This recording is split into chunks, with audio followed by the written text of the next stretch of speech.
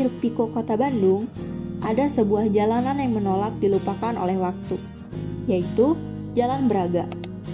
Jalan ini adalah kapsul waktu yang membawa kita kembali ke era gemilang ketika Bandung dijuluki sebagai Paris Panjava, sebuah mimpi Eropa yang diwujudkan di tanah Sunda. Disinilah sebuah bangunan megah karya arsitek visioner Charles Prosper Wolfe Shoemaker berdiri kokoh, yaitu Gedung The Majestic. Gedung The Majestic pada awalnya adalah sebuah bioskop yang dibangun pada masa kolonial bagi kaum elit Belanda untuk menonton dan juga untuk menarik perhatian para kaum elit itu untuk datang ke Braga sehingga meningkatkan aktivitas komersial di sana. Bioskop The Majestic didesain oleh Profesor Insinyur Charles Prosper Wolfe Shoemaker. Beliau merupakan seorang arsitek berkebangsaan Belanda yang lahir di Banyubiru, Kabupaten Semarang, Hindia Belanda pada tanggal 25 Juli 1882. Gedung The Majestic dibangun pada rentang 1920 sampai 1925 dan awalnya bernama Concordia Bioskop. Didirikan di Jalan Braga, Bandung sebagai bagian dari upaya pengembangan kawasan tersebut menjadi pusat komersial dan hiburan bagi kaum elit Eropa. Secara arsitektur, gedung ini merupakan representasi indah dari gaya Art Deco pasca Perang Dunia Pertama dan aliran Indonesia European arsitektur style yang terlihat dari perpaduan teknik konstruksi modern barat dengan elemen tradisional, seperti penggunaan ukiran dan ornamen barong pada fasadnya.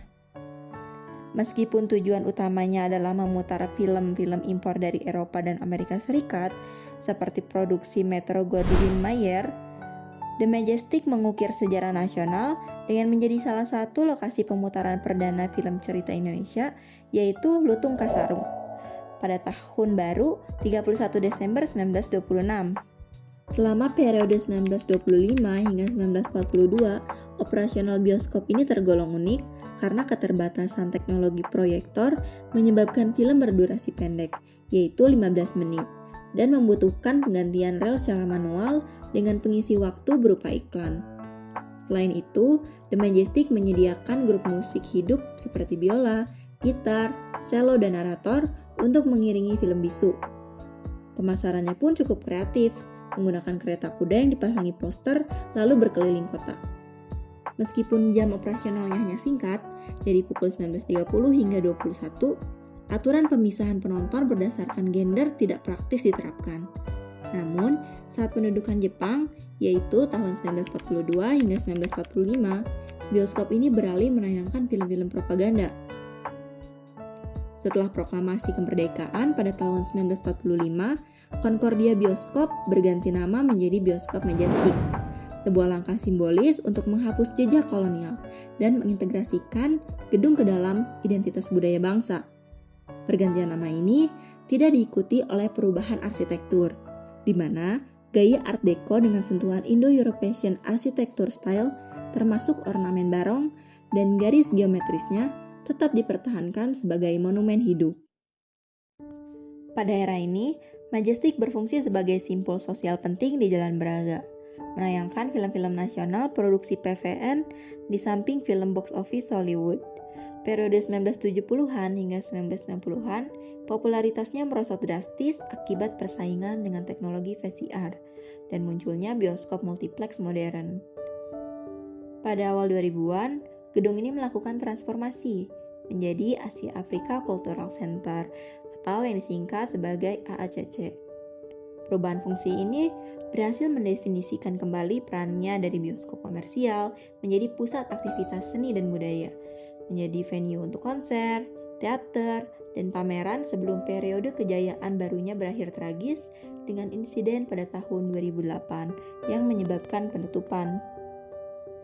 Pada tahun 2010, The Majestic perlahan bangkit kembali melalui upaya revitalisasi, bergeser dari sekedar sisa kenangan kolonial menjadi ruang yang lebih inklusif dan multifungsi, menampung berbagai acara komunitas, seni, dan lintas budaya, serta kembali dipahami sebagai bagian integral dari identitas kultural Bandung. Pada 11 September 2019, pemerintah Provinsi Jawa Barat meresmikan kembali gedung ini menjadi pusat kreativitas dan aktivitas kesenian dan kebudayaan Sunda. Gedung The Majestic menjadi pusat aktivitas seni dan budaya, menjadi venue untuk konser, teater, dan pameran. Untuk renovasi gedung secara besar-besaran tidak ada, tapi hanya pemeliharaan saja. Misalnya catnya sudah aus, kemudian ada pergantian, boleh dikatakan plafon gitu, itu wajar ya. Tapi kalau untuk merubah bentuk bangunan itu sendiri belum.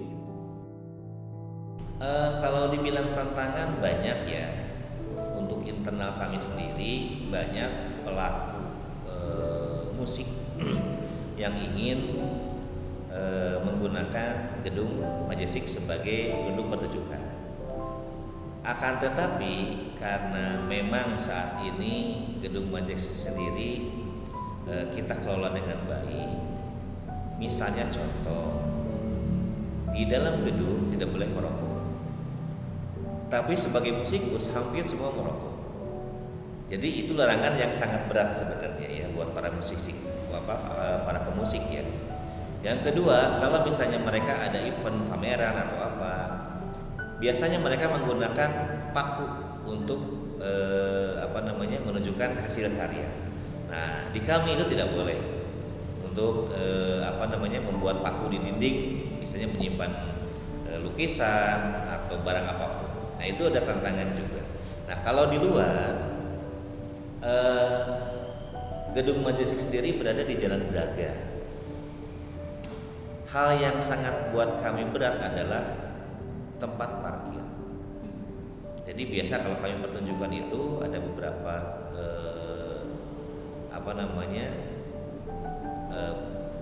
istilahnya yang ikut membawa kendaraan sendiri gitu kan. Sedangkan lahan di sini itu sangat minim. Itu saja sih sebenarnya. Gedung The Majestic bukan sekedar bangunan tua, melainkan sebuah monumen hidup yang menyimpan berbagai lembaran penting sejarah kota Bandung dan Indonesia. Gedung ini adalah salah satu cagar budaya golongan A, memastikan perlindungan ketat terhadap keaslian gedung dan struktur bangunan. Sebagai bangunan cagar budaya golongan A, pengelolaan Gedung The Majestic kini berada di bawah sinergi antara pemerintah daerah dan Yayasan Mestika Wanoja Indonesia yang berfokus pada pelestarian serta pengembangan budaya. Gedung The Majestic telah melalui berbagai perjalanan yang panjang, berevolusi dari bioskop kolonial menjadi penanda sejarah film Indonesia, dan kini kembali berfungsi sebagai pusat kebudayaan sekaligus bangunan cagar budaya golongan A. Gedung The Majestic bukan hanya sekedar sisa kenangan, melainkan simbol nyata dari upaya pelestarian dan pengembangan budaya di hiruk pikuk kota, menjadikannya monumen yang relevan hingga kini.